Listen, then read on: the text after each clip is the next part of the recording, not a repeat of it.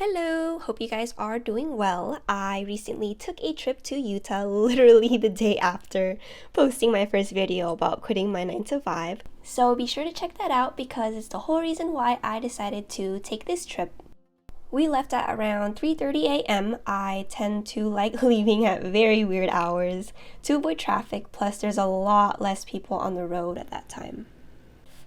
I am based in Southern California, so it'll take about 8-ish hours to get to the eastern side of Utah. We got to our destination at around 1 p.m. We found this cute little spot for lunch. It's right by the creek, nice and shady, and most importantly, super secluded and tucked away from others, and that's always a win in my book. After lunch, we packed up and explored a little bit while making our way to the planned camping area. On our way, we ran into this uranium mine called Lucky Strike Mine, and it's a ghost town. This is actually pretty new. The small community was created between 1955 to 1965, where several miners were housed. There's also a couple of old rusted vehicles that were left here, and as you explore the area, you'll see them scattered around. Unfortunately, the cabins and vehicles have been heavily vandalized, but it's nonetheless worth checking out. We found it still interesting.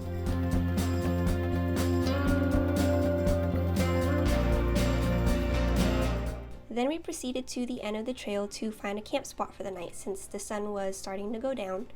We read that there would be nice secluded camping spots near the creek, and that is exactly what we found. So here we were making our way down to our home for the night. Best of all, we had the entire place to ourselves. It was wonderful, and there was so much peace and quiet since there was no one around.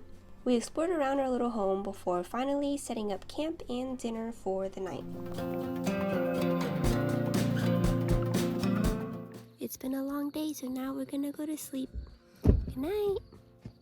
Good morning, good morning. So today we're heading to Moab, so we're packing our stuff. And look, we have a morning visitor who's playing dead. This little guy was spinning a bunch of web. Where is it? A bunch of them in a matter of minutes. You can't see it because it blends in with the dirt right now, but yeah, that guy's not dead. Also, the worst thing about all of this is the packing and unpacking. It's crazy, look. Nice and organized this morning, and now it just exploded, and it just takes so long to pack and unpack after each night.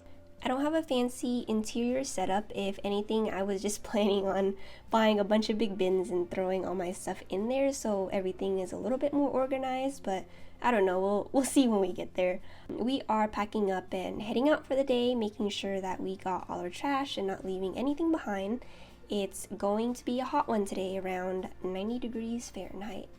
I was honestly really scared about today because it's a weekend, at least it's a Sunday and not a Saturday, and this trail is a more popular one, and I was definitely right. There were way too many OHVs on the road. I can't even imagine how this is on a Saturday, but thankfully there were less people as we went more into the trail. The views were amazing. The rock formations and colors and textures were just so beautiful. Best of all, this trail is along the Colorado River, which makes it even more stunning. We stopped and made burgers for lunch after reaching the end. It was such a nice spot to chill at because there was a view all around with the Colorado River being right there across from us. Then we hurried back because we wanted to try to hit one last trail before the sun sets. Hurrying at sunset is always so hard because everything is just so pretty, and I'm just always having to gamble between capturing the amazing thing that I'm seeing now versus maybe what's at the end of the trail. In this case, I gambled correct. I got to walk across this bridge right before the sun disappeared, and it was amazing. And that is basically the end of day 2. Right after walking across the bridge, it got dark, so we made our way back down the trail, aired the tires back up, and made our way to the hotel that we booked for the night. So we are here on our last day of the trip here in Dixie National Forest, and it is so beautiful. We pulled off to basically air down, but accidentally we might have found our camping spot for the night because it is so nice, secluded, and beautiful, and there's just like so many things going on. Let me just show you. Right here you have a really big tree, and then you enter through here. So this thing is hidden by a tree, and the trail goes this way.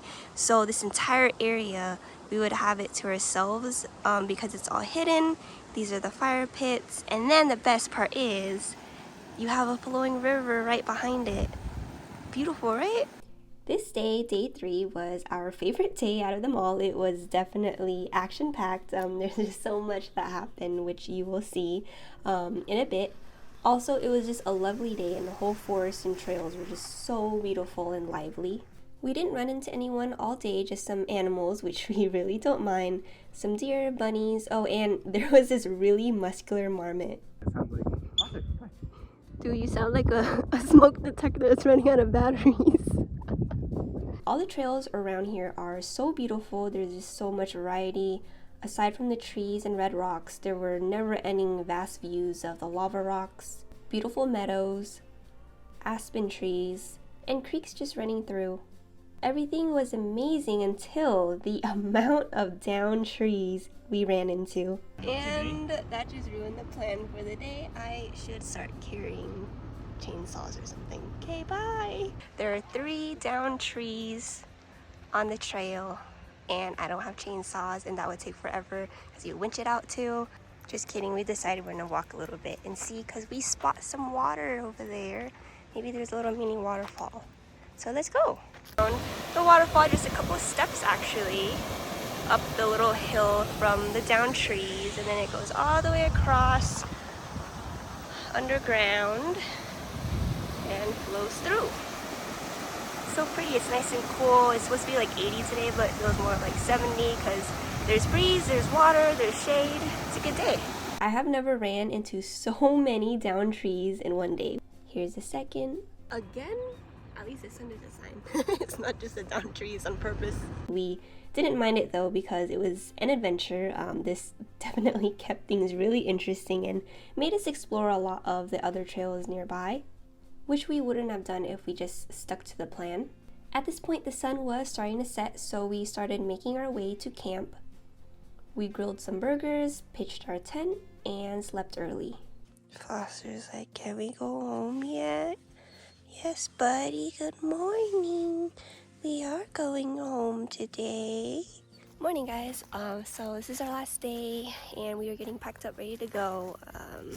I honestly didn't show you guys much last night because we were just really tired, and we just honestly wanted to eat and pass out, and that's exactly what we did. So there's nothing interesting about that. Today we're gonna head out home. But before we do that, we are gonna hit Bunkerville, or not Bunkerville, what's it called? Tokerville Falls, because it's along the way, and we figure, you know, since it's a weekday, we might as well do that because there's less people. We honestly tend to like doing these things on weekdays because we purposely like to avoid people. Honestly, I am not a huge fan of crowded places or places with a lot of traffic because, you know, that kind of, in my opinion, defeats the whole purpose of going out into nature and finding peace and getting away from noise, away from people, all that stuff. So hopefully there's gonna be no people, and yeah, let's go to that. While airing up our tires, we actually thought about it and decided to just go straight home from here. It was going to be close to 100 degrees today, and we just didn't want to deal with the heat. Plus, Foster is super sensitive to heat. He is just not a summer boy. So I guess this is it. Thanks for joining on my adventure, and I really hope to see you in the next one. Oh, and please let me know your thoughts on this adventure type of video, what more you'd like to see, if you have any questions. It'll greatly help me steer me in the right direction. Okay, for real. So see you guys in the next one. Bye!